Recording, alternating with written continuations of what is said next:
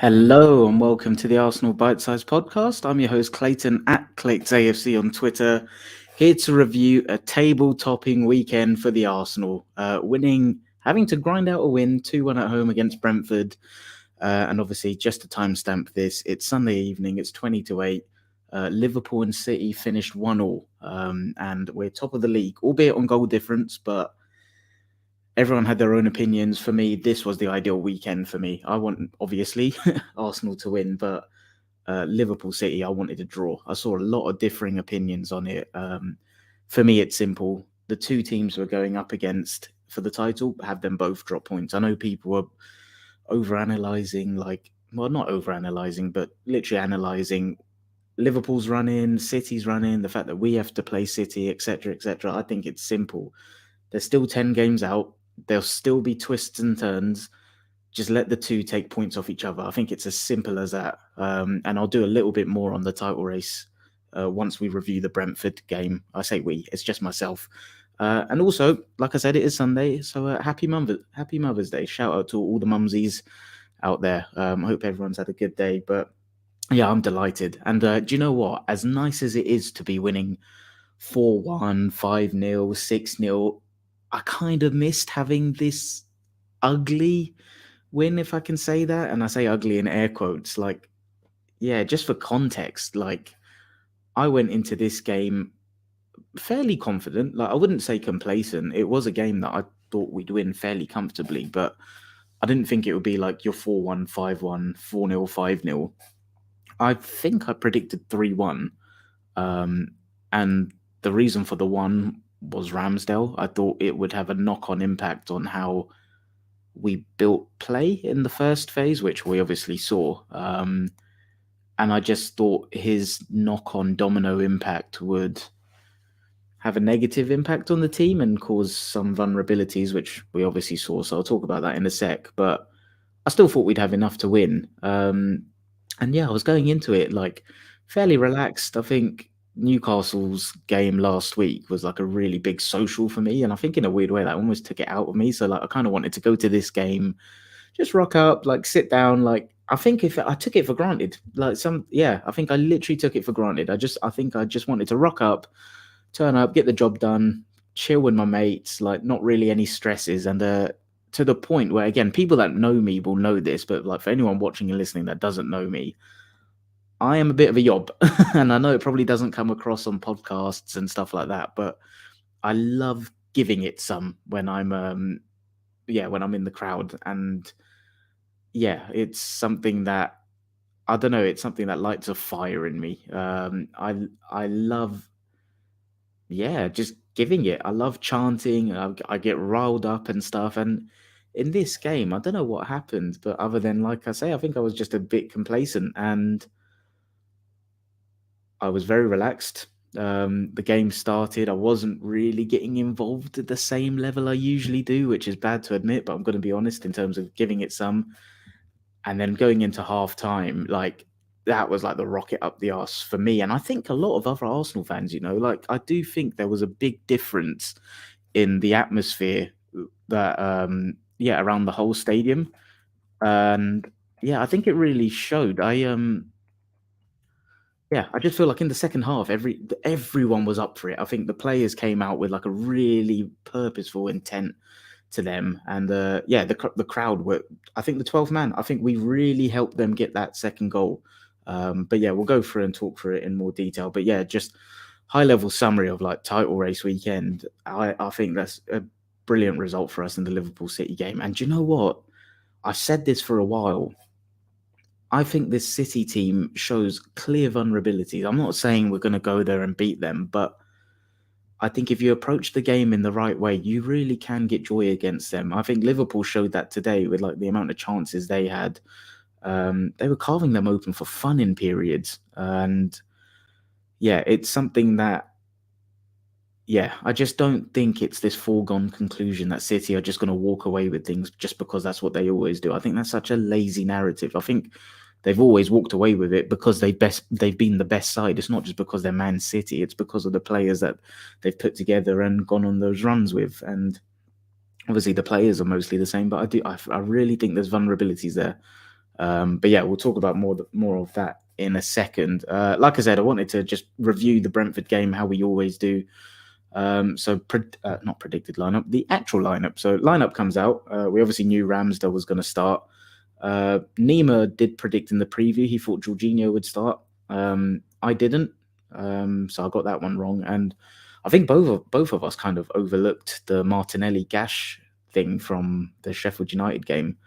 So yeah, that was a bit of a mistake in hindsight, not predicting someone else to play left wing. So happened to be Trossard that came in, and yeah, what I'll do, I'll just go player by player because then I'll do the usual match summary stats and all of that stuff. But I feel like if I go player by player, I'll more or less cover everything that needs to be covered. But Ramsdale, oh, man, do you know what? It was one of those when I woke up Saturday morning.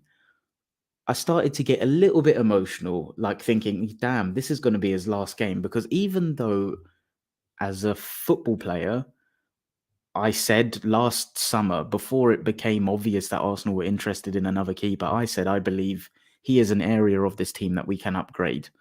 And I said that because of his ability on the ball. I think we all saw how good he can be on the ball, but I think it was clear to me we were evolving into a team that really wanted to really dominate in the first phase and like short passes. And I still think, even though he's been out of the team for a while, to me it was obvious that he was incapable of playing that way.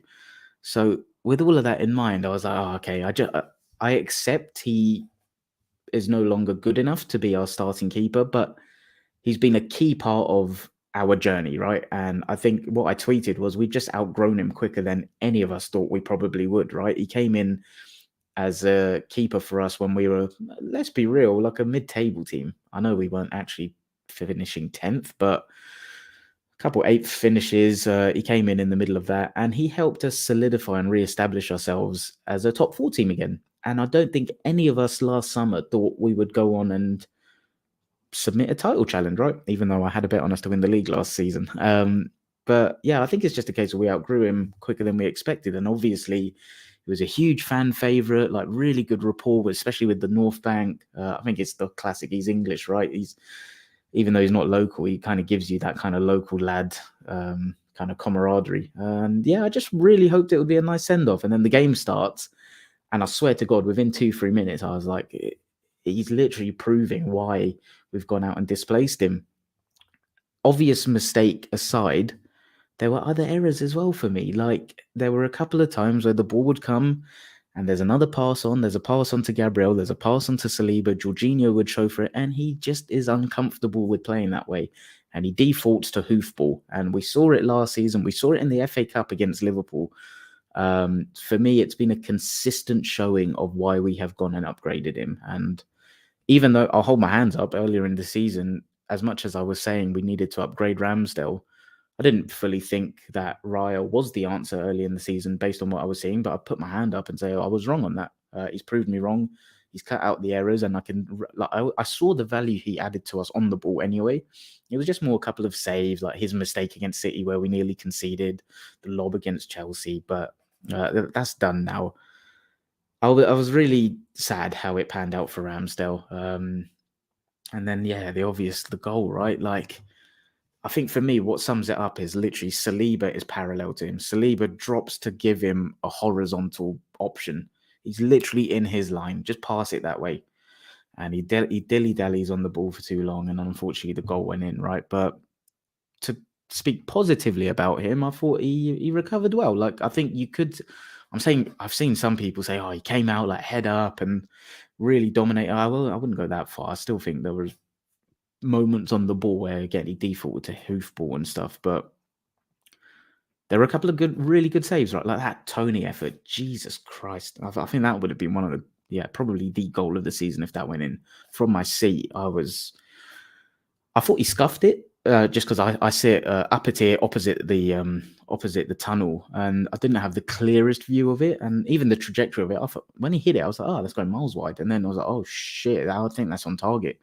And so, yeah, fair play to Ramsdale. Really, really good save on that. That would have been like I think it was Papis Cisse scored a goal like that for Newcastle against Chelsea years ago. Yeah, so like really good save there. And then there was another one where he made a good save from a header. I think to be honest, I can't remember which Brentford player headed it, but I remember they crossed it in, and yeah, it was a really good save. So fair play. He made a couple of big saves to keep us in it, but fundamentally, the only reason we were in a game that was a closer contest than it should have been was because of him. And for me, it's crystal clear why we've gone and upgraded him. And I wish him the best. Like I love him as a character, but there's no room for sentiment in where we're trying to get to. We're trying to be, and I think we are one of the elite teams in Europe right now. And there's no room for sentiment in that. But good luck to him. And yeah, I'm grateful for everything he's done on the way to helping us get to this point. But there's a natural departing path, I think, now. Benny White, mate, I love this guy. Absolutely love this guy. I'll jump a few slides. For people on the podcast, if you're tuning in now, obviously we use Markar StatSpot for all of the statistics that we use to review the games. And he was just incredible in this game. I've said this for so long. And I remember when we signed him, there was a lot of people unsure about the price tag, and I just love him. And granted, I have a bit of a bias for like ball playing defenders anyway, so I think that's why I was so keen on him. But his ability, and like similar to Rice, his ability to just learn and implement is unbelievable. You see him, I'm not adding any new insight or value to this, it's just more to reiterate what we see with him. He plays 3-4 different roles in a game seamlessly. He'll drop in as a centre back, who's out as a right back. He'll invert in centre mid. He's in the right half space. He's out holding the width on the right, as we've seen for his assist for Havertz. And then I said half space. That was the assist for Rice's goal as well. He's absolutely incredible. And his metrics for this game, 68 successful passes. His expected threat alone was 0.37, which for a air quotes right back is mad. Progression via passing 6.93 and via carry 1.31. It was just an all-round performance. And I think the thing I love about him the most is his availability, reliability. Like we always say about Rice, it never drops below a 7 or 8 out of 10. I'd say it's pretty similar for White.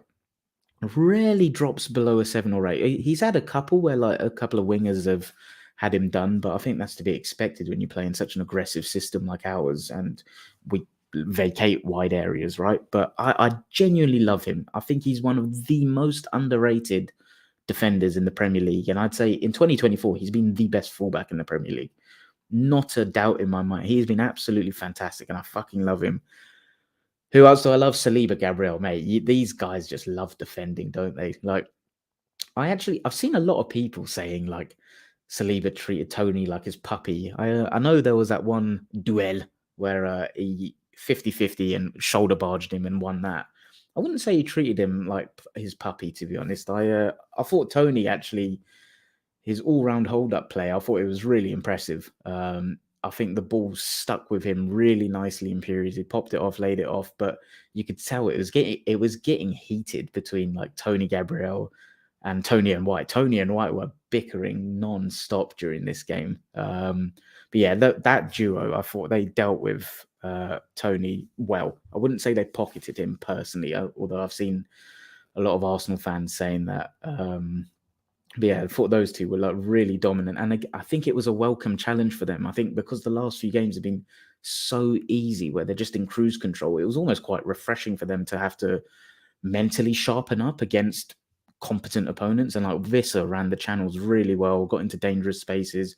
I thought Brentford impressed me, to be honest. I know I'll probably get that won't be a popular comment with Arsenal fans, but I thought they had a game plan which we knew they would come with. I don't get too frustrated by it because I think when you're a team that's not as good as Arsenal, like you have to do what you got to do to try and get a result, right? It's like it is what it is. It's frustrating as hell, sure, but we know that's what they're going to do. But when they did get the ball, like I thought it was quite ballsy of them. They had Tony and Visser pinned up. They didn't just suck them to 10 men in the box. Like they held them up there and they tried to play very direct and they caused us issues. Like in the first half, I wouldn't say I was entirely comfortable with how the game was going. So yeah, fair credit to him in my opinion. And I'll talk more about like the time wasting and all of that stuff in a sec. I'll carry on going through player by player and then go through the match stats summary and all of that, which will help cover it all off. Kiwi, I was disappointed in this performance. I think he's been really good recently, really impressive performances recently, but I didn't think he was that good. I thought his passing was quite off. There was that moment, I said Ramsdale made the save from the cross. I thought Kiwi was defending was awful for that. It's like he stepped out before the ball came in, but he stepped out on his own. So I think it was because of him the guy had a free header. I didn't think it was his best game personally, but it's nothing to be concerned about. It's an area where we've got great depth. I welcomed Zinchenko coming on personally when he did. Yeah, it was just a bad day at the office, and it's okay to acknowledge that without like, oh, he needs to be dropped and this and that. But yeah, I was disappointed in him. Midfield, Jorginho. Oh, this guy. He's another person. I rate him so highly on what he brings to this Arsenal team. His assurance on the ball and some of his passes through the lines and the way he splits vertical, like, oh my, it's absolutely unbelievable. The clips into Havertz, the drilled pass on the floor in between in between two defenders, pinpoint precision. It's absolutely incredible. I love what he brings to this team, and I think it's the knock-on effect of what he does for Rice. Like, I always said, I thought Rice was signed as the Xhaka replacement, and I'm trying to get this out of my head, like how we played last year, who came in to replace who, because it's a new team. We play in a different method and way now, but I think it's Jorginho's ability to play within tighter structures that has a knock-on impact on Rice to be able to go and be dominant in all phases of the pitch, right? Like in the first phase, he'll get on the ball, dictate things if he needs to, even though Jorginho mostly does it. He'll drop in and give another option. He'll go and counter press aggressively. He'll win any 50-50 that comes into his area. And I think you get that kind of all-action midfield general performance from Rice because of Jorginho. And yeah, Rice, just again, unbelievable performance. He's just fucking got the balls. And my boy Hassan's in. Let's have it, right? How you doing, mate? He's just got the minerals. Hassan will like that. Uncle Mike's also in. Evening, mate. My boy Tevin's in. We're winning the league. And for context, Tevin's a Liverpool fan, so give him shit. But yeah, Declan Rice. He's just got the bollocks.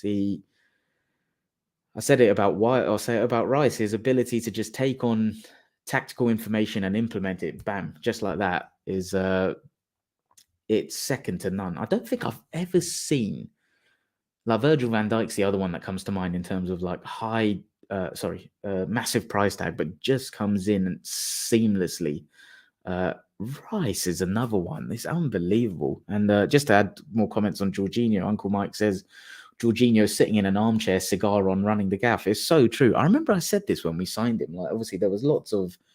I remember I wasn't over the moon myself, but that was more context on I thought we could have done better at the time. Fuck me, was I wrong? But the things that I was confident in him was... I'll use the Xhaka example. I remember Granit Xhaka under like Emery and some periods in the Arsene Wenger era.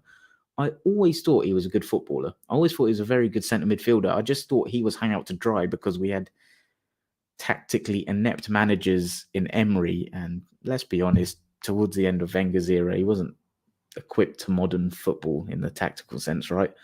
And he was just left with gaping holes. And I remember saying this when we got Jorginho, like, the elite structures that Arteta puts into place, he's not going to get caught out. And he's, like Mike says, he's able to just sit there, dictate things. He's in cruise control. And like, one of the things I've been talking about with my friends is, like, obviously Jorginho played this game. Does that mean he's going to be okay for Tuesday? I think he'll be absolutely fine because he doesn't really have to get out of second or third gear. And to be fair, he did go off in the 70th minute anyway. But yeah, really like this combination of him and Rice. And mate, that Rice, obviously his goal, phenomenal. Brilliant run into the box. Lovely pick out from White and great header. But fuck me, the other one from outside the box. Do you know what? When that hit the bar, I was just thinking, fucking hell, this is going to be like one of those days. And obviously it was my mate that I was sat next to, Andrew. He made a point of like, it's like Southampton last season. And I didn't realise last season it was Southampton, then City away. And he was saying, "Oh, Jesus Christ, it's probably going to be the same thing again." And then when Rice hit the bar, I was starting to buy into it myself, and I was like, "Oh, Jesus Christ!" But yeah, it didn't. We got thank God we got the win in the end. And I think it's, like I said at the start, I think it's important every now and then you need to grind out these sort of wins. But yeah, just loving that midfield duo of Rice and Jorginho. And then the third is obviously our captain. And I can't make up my mind on Odegaard's performance. I feel like this may be very unpopular, so call me out. I feel like he went missing a little bit. I think he was trying to get on the ball, trying to do things, but that right area was just met by like a block of 2 and 3 pretty consistently. And I feel like him and Saka were trying their best to manipulate the ball. Obviously, Odegaard manipulated it really nicely with White to go and get the winner. But in general, I didn't think he had his best game. Yeah, I'd like other people's opinions on that because I haven't really been on Twitter or Slack or Discord much to see what other people said. But yeah, I thought it was, like, again, nothing to be concerned about, just an observation. I thought it was a little bit more quiet than usually is. Front three. Let's start with. Well, I feel like I'm on the right talking about Odegaard, so let's go Saka. Yeah, 6 out of 10. Again, maybe being harsh. I just thought Brentford really closed down and locked down that area well. I thought Arsenal, in periods in the first half, were brilliant at trying to, you know what I've said in previous episodes about just trying to overwhelm them with movement. So like you maintain your structures of there's always someone in the half space, there's always someone holding the width, there's always someone inverting, but it's more the personnel and the profiles that change, and it confuses teams. I thought Brentford dealt quite well with that, if I'm being honest. And fair play to Brentford, man. They were with lots of injuries in that back line, so I think they did well. But yeah, Saka, another quiet game for me personally. A couple of times he got the ball, and I rarely say this, but I thought he made the wrong pass and struggled to kind of stand his man up, create that extra yard that he usually does, and get a good delivery into the box. But yeah, it happens, and this is what I tweeted. Right, there's games where you have a keeper who makes a clanger. The opposition have a clear game plan that is incredibly frustrating. Certain key players aren't on their 9, 10 out of 10 selves, which is impossible to ask for every week anyway. And you just have to find it from within to fucking go and get that winner. And they said, well, I think the crowd were absolutely brilliant second half at being that 12th man. Before I get on to the main man, our new number 9, German Brazilian Ronaldo, Leandro Trossard. I don't like on the left.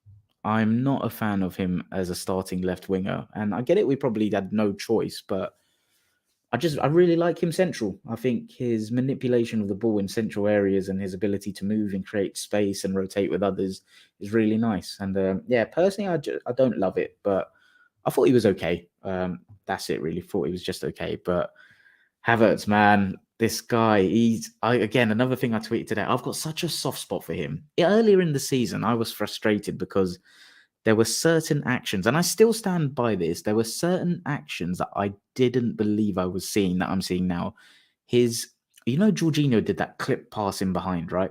His movement there, like it's very proactive. It's got urgency and importance in it, and he makes the run that kind of demands the pass. I still maintain that he wasn't doing that with the same level of consistency early in the season, but what I think I didn't account for was just adjusting periods in terms of learning. Like, this is a very complicated system for people to come in and play. Like, there's movement all the time, and it's like autopilot. So maybe I was harsh, but I'm loving what I'm seeing now. And he just gives us a completely different approach. It's a completely different approach that he gives us in attacking. And yeah, I think it's something like there's a lot of games where he's there's a couple of games now he's won us points, but I think there's a lot of games where even though it wasn't him with the kind of end action, I don't think we go on and get the final result without him with what he's giving us. I think he's a fucking nuisance up there. There's still an element of like sometimes I think his like shot selection is wrong and like he can look a little bit clumsy on the ball, but I think we're getting to that territory where we're so dominant as a team now that, like with Darwin, like he'll miss chances and it's because Liverpool create such a high volume of chances that you can get away with it because you know it'll score. Same with City and Haaland. I think we're heading in that direction as well, where Havertz is going to be the guy that I think his movement and football IQ is intelligent enough to get that volume of chance. And I think he'll just miss some. So it'll be frustrating, but fuck me, what a winner. Movement was brilliant for it. Yeah, really delighted with him. Let me go through the match stats summary. And before I do that, let me just shout out. I've seen a few guys messaging stuff in the chat. Hassan saying, yes, sir. I think that may have been around the minerals comment. Uncle Mike saying spot on. I think that came in when I was talking about Jorginho. My man Nima's in, just popped in to say, come on, you Gunners, and thank you, Clates. Looking forward to reviewing the Porto game together later this week. All focus turns to that game now. It does indeed. Hope everything's good, mate. Nima also says, the head loss from Liverpool and City fans these last few days has been so entertaining. They are so salty, my gosh. Tevin, are you still in? Let me know. That's a really good point from Uncle Mike. We will earn more from that performance than rolling them over 4-0, 100%. I can't remember where I said this, but I had a little bit, I wouldn't say it was a concern, but one comment I made may have even been like not on a podcast, just talking with a friend. That Sheffield United game, we were 5-6, I think we were 6-0 up with half an hour to go. And naturally, they go into whatever is less than gear 1, like -2, because there's mass changes. They just don't need to go for it. And there was a bit of me that's like, I wonder if that has a knock-on impact in terms of your ability to just switch on and like shit's hit the fan. You need to go from 0 to 100 real quick. And I think that's why I kind of welcome having a game like this. I don't want to get to a point where, as fun as it is, we're just complacently rolling teams over with ease. Because as fun as that is, I think there's a danger that when shit hits the fan, you've lost the ability to find that grind. And that's why I think this was quite a welcome test for us. So I agree with Mike on that. Sorry, Nima, I've just put up the wrong comment there. Uncle Mike says there were definitely times when players weren't passing to him. I can't remember who that was about. And then Nima says, I don't know how to explain how much I love Kai, Georgie, and Rice, man. Yeah. Very lovable team. But yeah, match stats summary. So, as always, this is from Mark, our stats bot. So, credit to him. Thanks for providing the graphic. But it's an interesting one because on the stats, it looks like we completely dominated. And I think we did second half. First half, I'm not so sure. But just to read out the stats for the podcast listeners, it was XG 1.55 to Brentford's 0.71. The expected threat was 2.34 to their 0.95. Possession 71.1 to their 28.9, and my favorite, Phil Till FC, 84.6 to their 15.4. And again, it was another game where we kind of had that 2-3-5 again, right? It was literally like in the middle of their half. Ridiculous how high we were playing up. But this is interesting because I didn't feel entirely in control in the first half. And I remember I was sat next to my friend and I said, yeah, that's it really. I didn't feel like we had the level of control that we've illustrated and demonstrated in the last few weeks. Why that is, I think, is a combination of factors. I think Martinelli is quite a big miss in what he does for us on that left-hand side. And the knock-on impact is what I said at the start. I think Ramsdale has a huge impact. Okay, sorry. Let me not make it about Ramsdale. No Raya has a huge knock-on impact on the rest of the team because they trust him. And he's brave in the positions he goes. He offers himself as another centre-back in possession, and we have that numerical advantage all over the pitch. And again, it's a domino effect, right? Because when you've got that in the first phase, you then translate that through as you build through, as you go through the thirds. And that's why I think, like I said that in the preview pod we did with Nima, I thought this game would have a little bit more of an end-to-end and chaotic field than what we're used to because of the knock-on impact and what happens from the goalkeeper. And yeah, I just feel like we didn't really control the game. Refereeing decisions is something I really cannot be asked to deal with, but let me just get them out of the way. Trossard, not a pen for me. I thought he went down very softly, if I'm being honest. Gabriel, I thought that one was a pen.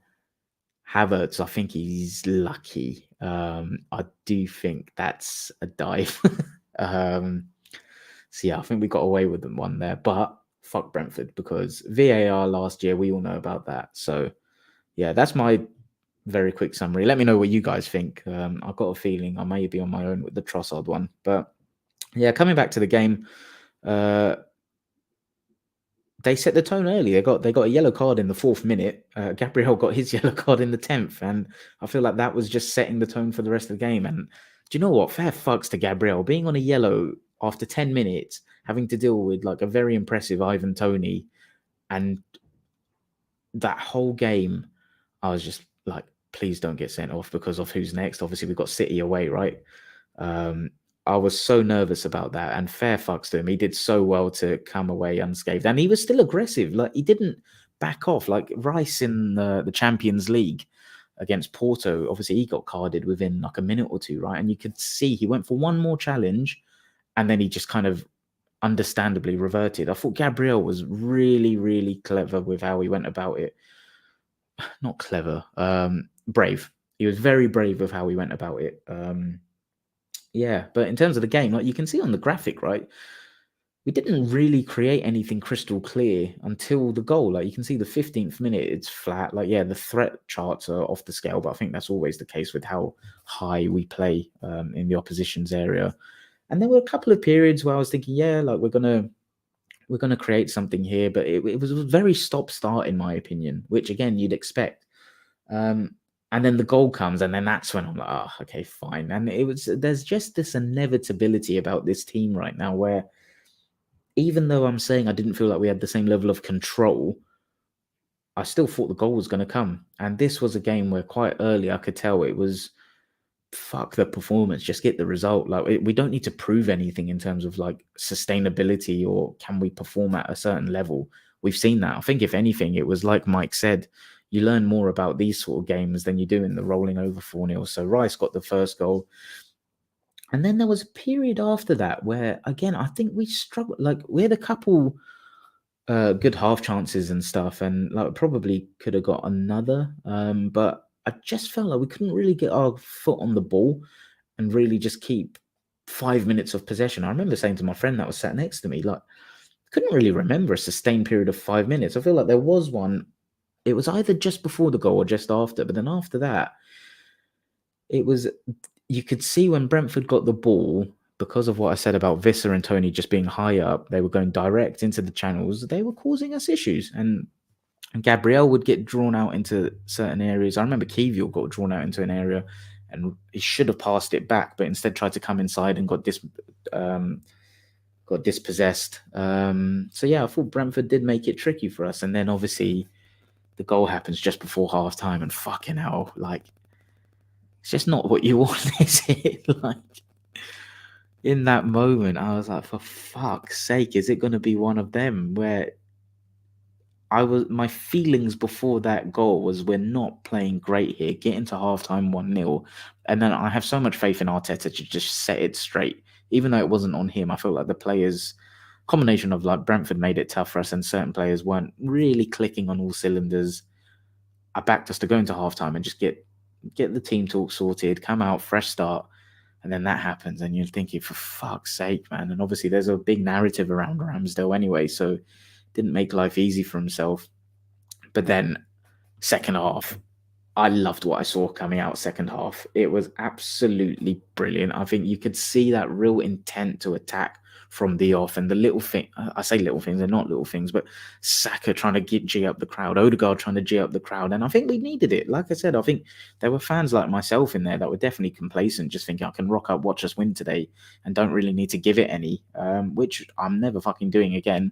Well, it's context, because if no one else around you is giving it, then you're not going to be, well, I'm not going to be the guy that does it on his own, but I think seeing them trying to galvanize everyone, it got me up for it. And yeah, like I was giving it some. So yeah, second half was really good. I think the intent for me was the biggest thing.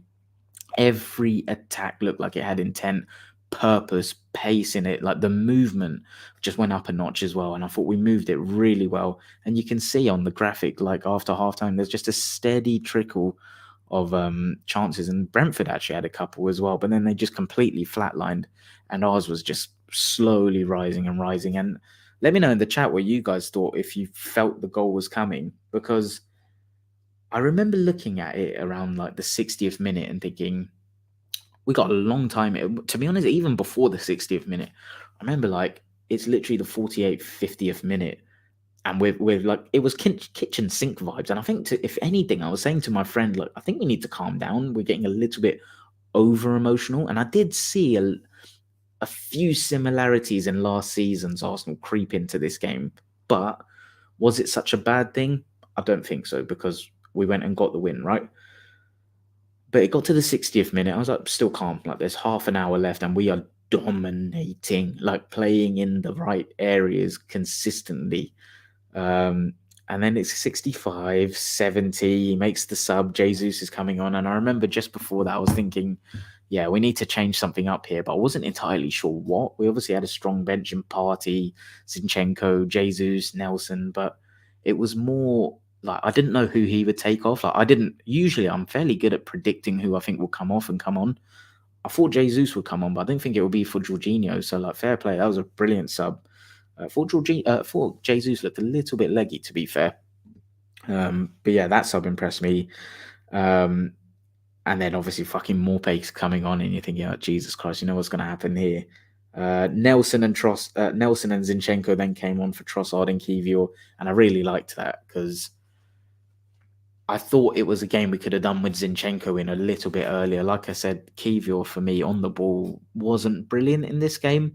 And even though I think sometimes Zinchenko can hold on for too long, I think it was a game that needed him. So I was happy to see him come on. And yeah, for me personally, I just felt like that goal was coming. I felt like we have got an inevitability about this team. And it was like, as you're making the changes, we're not getting weaker as a team. Like, we are maintaining the same level and getting stronger and stronger. And then that period before the goal, where like Odegaard tried to dink it in, it came back out, he heads it out to White. Brilliant from White, by the way. Like, quick 1-2. Like, again, that's how you disrupt low and mid blocks. It's quick, rapid movements, pass and move.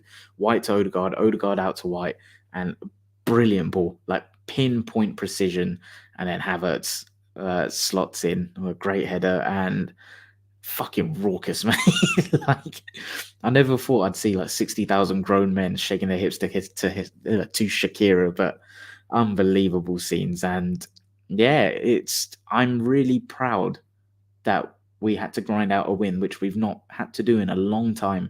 We've seen it at Luton away earlier in the season, but since the turn of the calendar year, we've not needed to do that. So for me, it was refreshing that it's kind of like bring you back down to life. There will be other challenges in the run-in, right?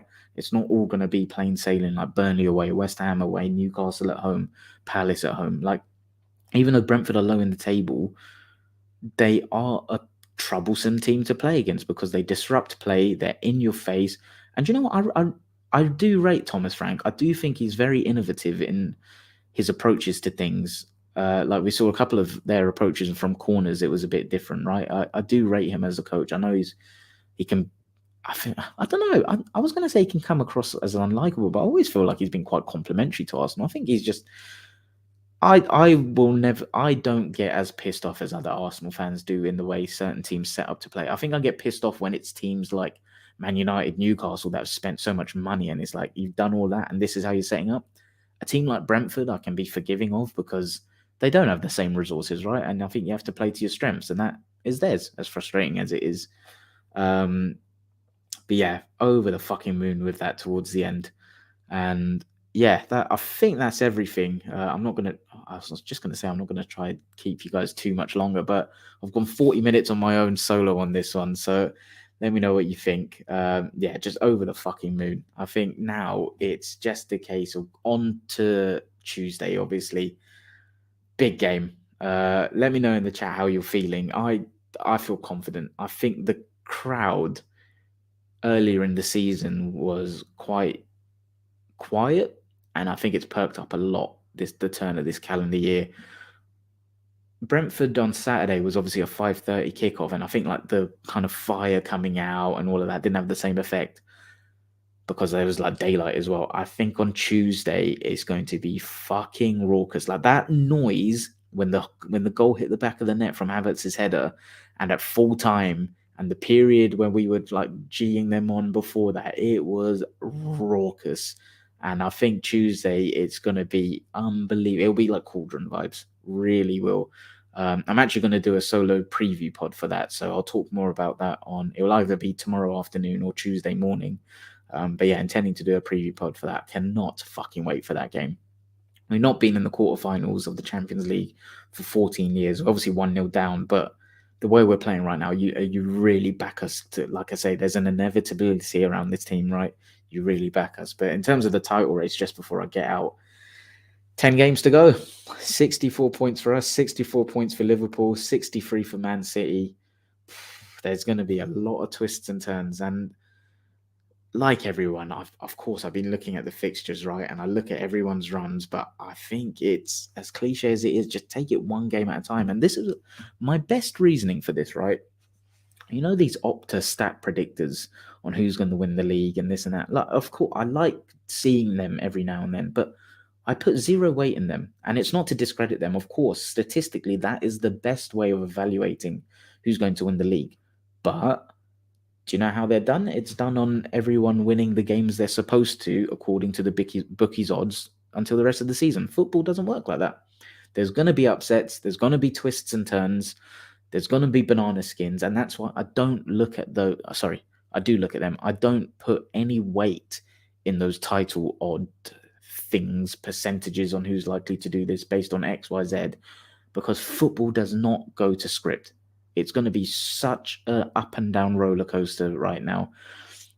And I can't wait for the City game. I really cannot wait. Do you know what? It's really interesting. Like, I'm in a safe space here. We're 41 minutes in, so I highly doubt there'll be rivals that find this and clip it up. But my mind keeps changing on where I'm at for A, the rest of the season, and B, the City game. Like, part of me thinks we can absolutely go there and control enough periods of the game that we come away with 3 points.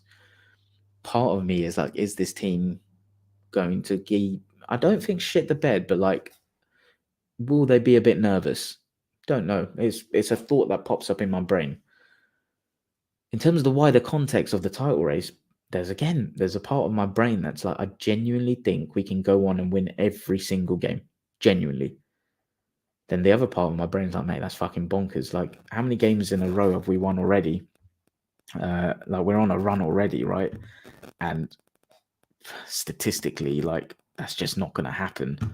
But I just look at how good this team is and the versatility we've got, people coming back from injury, the multiple ways we can hurt teams. I just look at this team and think we can do it. So I'm just going back, like, we've won 1, 2, 3, 4, 5, 6, 7, 8 Premier League games in a row. So obviously we're not going to go and win another 10 in a row. But I do look at this team and, like, if you told me we would do that by the end of the season, I wouldn't be like as shocked, even though there's tough places to go.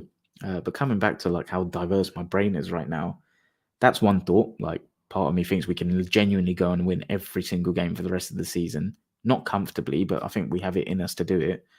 Part of me thinks there may be 1 or 2 draws in there and then win the rest. And then part of me is like, is there going to be a period where they just slip up unexpectedly? But I'd be surprised, you know. I think with this Arsenal team, when they're faced with adversity, I think they will just find a way. I really do. But yeah, that's just me kind of sharing where my head is at. But yeah, like I said, it's in a multitude of areas. So fundamentally, it's just to take it one game at a time and just focus on ourselves. I think, again, like, I've been looking at Liverpool's fixture run. I've been looking at City's fixture run. And it's like, what's the fucking point? Like, both of them have their own weaknesses. I think both of them have more weaknesses than we do. So, and I think we're the strongest team. I really do. I really hope that the performance at the Etihad and this table come the end of the season shows it. But I really think we are the best team in the league. So I just hope it all fights. Sorry, I said fight because I just read Bobby's comment there. But I hope it all falls into place for us. But yeah, it's a great position to be in. Like, when Arteta took over a few years ago, I don't think any of us thought we'd be going toe-to-toe like this and absolutely dominating in periods. But I'll look to wrap up. But just before I do, I'll just read a few of the comments. Moses is in. Thanks for joining, mate. I reckon we'll beat City. You know, I hope so, man. I think we have a chance. Just hope we have some luck with injuries. Maintain composure on the night. Obviously, I have to have a little bit of luck go our way, but I think we can as well. Nima, I need to find a way to get to the Emirates on Tuesday or the Etihad end of the month. Fucking Etihad. Good luck. I'll do my best for a Champions League ticket for you, obviously. Bobby Love, evening, mate. Moses, I'm scared of Spurs away in Old Trafford. I am too, but I'm scared because of the stadium, the environment, and the occasion more than the two football teams. I rate Spurs a lot higher than I do Man United. But I think, I rate Spurs a lot higher than Man United, but I still believe if it's hard to do this because they're human, but if you can take away the occasion, I think footballing wise, we have enough to beat both teams. Like, yeah, that's all I'll say on that, and we'll kind of get to that nearer the time. Neiman said longest run of Premier League wins under Arteta after that game. That's nuts. Bobby's going to be on a flight when we play City. Fuck that. It's Easter Sunday, I think, isn't it? Mate, imagine landing and having no clue what the score's going to be. I might be away for Tottenham away, so not happy about that. But it's my sister's birthday, so it is what it is. Bobby, entirely in our hands. City in Liverpool won't matter, of course, but the fact that one of the games in our hands is City away changes that a little bit, right? Straight shootout, that one. That is going to be fucking massive. Nemo, but imagine how sweet it could be to win the league in game week 37 against United at their stadium. Yeah, that would be unreal. Was it 2002 we did that? The Wiltord one? Yeah, the double season, right? That would be absolutely unreal. I don't fear Man United. Do not fear them. I think their fans will get up for it, but I think we're more likely to drop points at White Hart Lane than Old Trafford, personally. But yeah, we'll come the whole landscape could change by then, right? Like either team could have so many injuries, like other teams in the title race could drop points, we could drop points, we could be in the Champions League, out of the Champions League. Like, I don't think it's worth looking that far ahead just yet. And then final one to wrap up, Moses. I think Havertz should definitely be starting ahead of Jesus at this point in time. So do I, but I don't want to reduce people to he's a starter, he's not. I want to just consistently see adaptability depending on who we're playing. There will be certain games where I genuinely think Jesus will suit playing up front more than Havertz will. And I think we would be better off with Havertz running in late into the box. I think there'll be certain games where Havertz is tailor-made to play up front. So that's the way I think about it. I think we've got so many nice, versatile options that give us the ability to dominate and dictate against different styles. Use it. Like, don't try and limit people and put them in boxes, in my opinion. But yeah, I'm going to get out of here, guys. Thanks a lot for joining. I appreciate it, especially because I was having to go solo. And Nemo, hope everything's good, mate. And catch you next week. I will be doing a Porto solo preview pod. Like I said, it's either going to be tomorrow, Monday afternoon, or Tuesday at some point on match day. And then Nima and I together are going to review the Porto game where we've hopefully gone into the fucking Champions League quarterfinals. Draw is on Friday, if we're in it. But yeah, I cannot fucking wait for that. I think it, like I've said already, it's going to be a cauldron. But thanks a lot, everyone, for joining. Let me know, by the way, in the comments and on Twitter or whatever, if any of you have any content ideas that you'd like to see. Obviously, there's a big gap after the Porto game before we go to City. So quite keen to test out a few different ideas content-wise. So let me know if you have any thoughts. But for anyone new that's been listening to this, and if you liked it, like the community engagement within the chat, we've got such a great group of regular listeners. And yeah, it's just really nice to be a part of. So if you enjoy that kind of vibe, please consider hitting the subscribe button so you can be part of it every week and don't miss when we go live. If you're on podcast, please leave us a review. That's how it's all done now in terms of getting the word out there about our channel. It's been slow and steady growth for us this year, but genuinely, I'm not even just saying this, even we plug it every week because we have to, right? But we would do this if we didn't get any new subs or listeners for years. Like, it's so fun to be able to talk about your football club in detail with like-minded fans who are as invested and jump on. So thanks a lot for all your support. Always appreciate it. Like I said, please drop the stream a like, hit that subscribe button, and share it to your friends if you've got gooners that you think would like this sort of stuff. Always appreciate and love you guys. Thanks a lot.